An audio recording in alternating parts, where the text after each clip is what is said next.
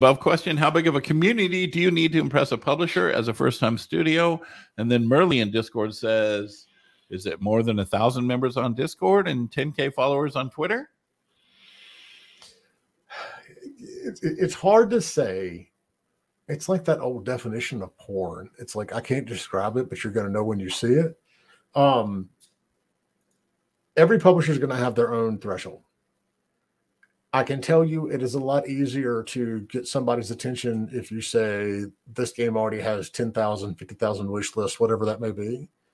But there's not necessarily a cutoff point that publishers look at. The point where there is cutoffs that publishers look at is if they're looking at KPIs on existing tests for mobile games.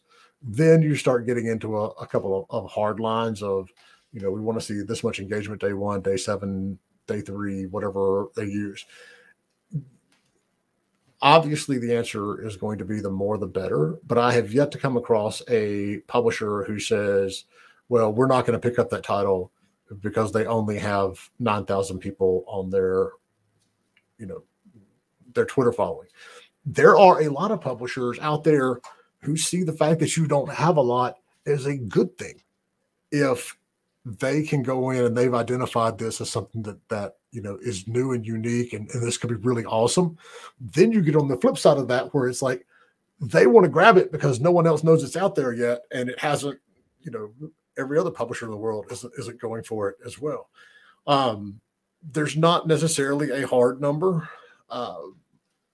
Look at your peers in the industry and benchmark it. That's the easiest thing to do. Almost everybody has a Discord server these days. Almost everybody has Twitter and Instagram followers. Look at developers at, the same stage that you're at. Don't go and look at, somebody who, has released their game and they have tons of followers and it was a big success. Look at, your true peers in the industry and benchmark yourself there. At this stage of development, with this size team, with this experience as a studio, this is what we have versus this is what other similar developers have.